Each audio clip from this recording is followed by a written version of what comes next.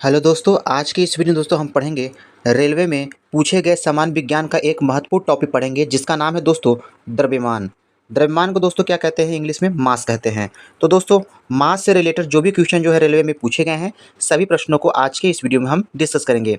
और दोस्तों ये मैं जो है बुक यूथ पब्लिकेशन से जो है करा रहा हूँ। ये सभी प्रश्न दोस्तों यूथ पब्लिकेशन बुक से करा रहे हैं। तो दोस्तों वीडियो को बिना स्किप किए अंत तक जरूर देखिएगा। चलिए शुरुआत करते हैं यहाँ पे पहले प्रश्न से। पहला प्रश्न है दोस्तों, निम्न में से किस राशि का मान स्थान बदलने पर भी परिवर्तित नहीं होता है? तो दोस्तों ऐसी कौन सी भौतिक राशि है जिसका स्थान बदलने पर भी परिवर्तित नहीं होती है? तो वो है दोस्तों द्रव्यमान। इसकी व्याख्या पढ़ लेते हैं। किसी वस्तु का द्रव्यमान प्रत्येक स्थान पर स्थिर रहता है, परंतु द्रव्यमान वस्तु के स्थान परिवर्तन के समय परिवर्तित नहीं होता है, किंतु वस्तु का भार या दोस्तों वजन स्थान परिवर्तन के साथ परिवर्तित हो जाता है। अगला प्रश्न देखते हैं। निम्नलिखित में से कौन सा एक इस समूह से संबंधित नहीं है?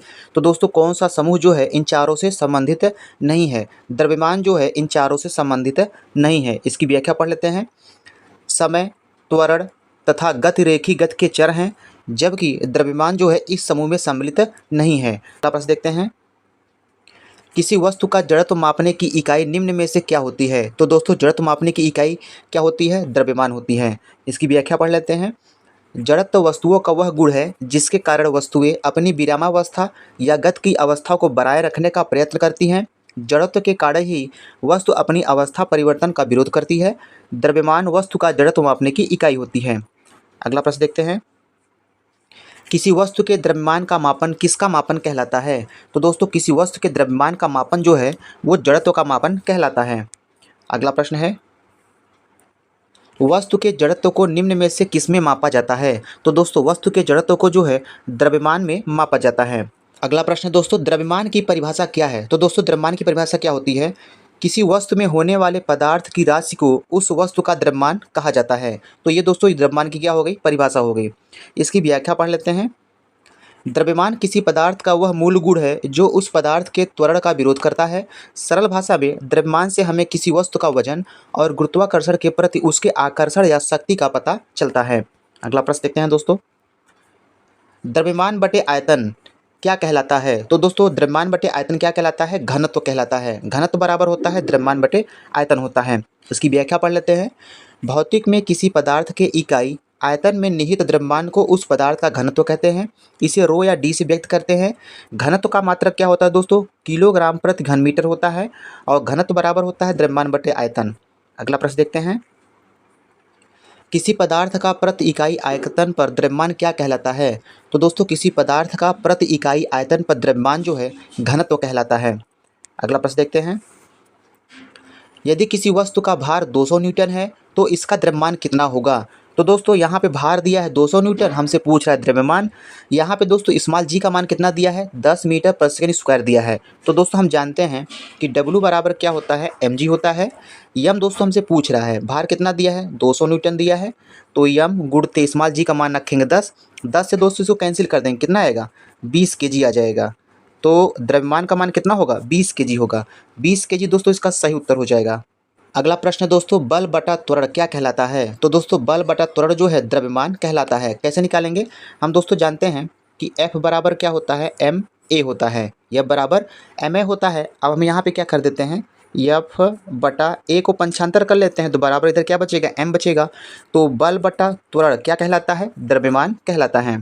अगला प्रश्न है दोस्तों, निम्नलिखित में से कौन त्वरण के मान को गुरुत्व के कारण प्रभावित नहीं करता है? तो दोस्तों जो द्रव्यमान है यह त्वरण के मान को गुरुत्व के कारण प्रभावित नहीं करता है। इसकी व्याख्या पढ़ लेते हैं।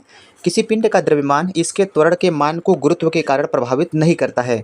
यही कारण है कि जब अलग अलग द्रव्यमान की वस्तुओं को मुक्त रूप से नीचे छोड़ा जाता है तो उस पर समान त्वरण कार्य करता है। अगला प्रश्न देखते हैं। 450 न्यूटन भार वाली लड़की का द्रव्यमान कितना होगा? तो दोस्तों यहाँ पे लड़की का भार कितना है? 450 न्यूटन है।